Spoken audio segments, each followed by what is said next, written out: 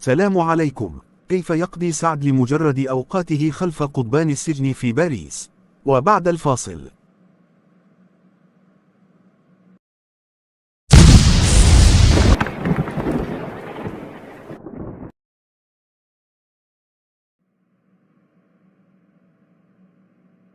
قرر لمجرد استئناف الحكم، فيما ينتظر الآلاف من محبيه إعادة محاكمته في القضية المثيرة للجدل. يتابع معجب النجم المغربي سعد لمجرد تفاصيل يومياته داخل السجن، حيث يقبع بعدما قضت محكمة الجنايات في باريس بسجنه 6 سنوات بتهمة الاغتصاب.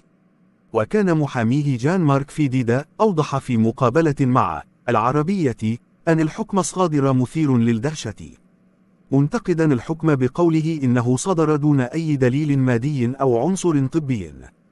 وقال إن المحكمة فضلت رواية الضحية على رواية لمجرد، فلم يكن هناك ثالث معهما في الفندق.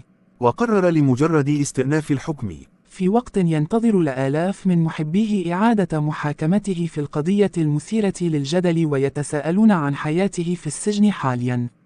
وبحسب مصادر مقربة من النجم المغربي، كانت أدلت في تصريحات لصحف محلية أن لمجرد يقبع في سجن لاسانتي بباريس في زنزانة انفرادية، ويقع هذا السجن في شرق مونبارناس في فرنسا. ورغم وجوده في زنزانة انفرادية، إلا أنه يسمح له بالمشي اليومي بين النزلاء الآخرين بحسب المقربين من لمجرد. كما تحدثوا عن معنوياته وحالته النفسية، وقال أحدهم: لم يضعف منذ النطق بالحكم، بل حافظ على معنوياته، بل يقضي أيامه في الصلاة وقراءة القرآن. هو مقتنع ببراءته، لذلك فإنه ينتظر مرحلة الاستئناف. ونقلت الصحف عن المصدر قوله إن سعد لا يستفيد من أي معاملة خاصة، بل يتمتع بكافة الحقوق التي يمنحها له القانون الفرنسي كمسجون، ومنها التدفئة والتلفزيون. وأشارت الصحف المحلية إلى أن سعد يتحدث مع زوجته ومحاميه كل يوم، وهم يقومون بزيارته بانتظام. مفاجأة عن الحمض النووي. يذكر أن محاميه قال في مقابلة مع العربية إن المحكمة فضلت رواية الضحية على رواية لمجرد، فلم يكن هناك ثالث معهما في الفندق.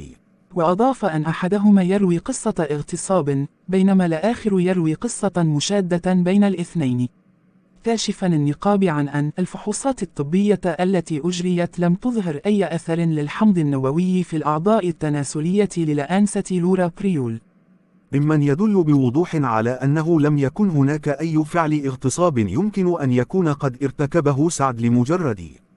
وأوضح أمامنا عشرة لتحليل قرار المحكمة، لافتا إلى أنه من الممكن أن تلغي محكمة الاستئناف الحكم بحبس لمجرد 7 سنوات. يذكر أن النيابة العامة الفرنسية طلبت يوم الخميس سجن سعد لمجرد 7 سنوات بتهمة الاعتداء الجنسي. وكان المغني المغربي نفى الأربعاء أمام محكمة الجنايات في باريس أن يكون اغتصب الشابة الفرنسية لورا با أو أقام علاقة معها. وتعود تفاصيل القضية إلى أكتوبر 2016، حيث زعمت امرأة فرنسية أن لمجرد البالغ من العمر 37 عاما، والمشهور في مجال موسيقى البوب العربية، اغتصبها في فندق فخم في الشانزليزيه بينما كان تحت تأثير الكحول والكوكايين. هذا وحظي سعد لمجرد بمساندة عدد كبير من نجوم الفن والمشاهير، فيما وقف آخرون ضده بعد صدور الحكم عليه. وشكرا على المشاهدة. اشترك الآن وفعل الجرس التنبيهات ليصلك كل ما هو جديد في قناة كل شيء هنا. وإلى لقاء وبعد الفاصل. سلام عليكم.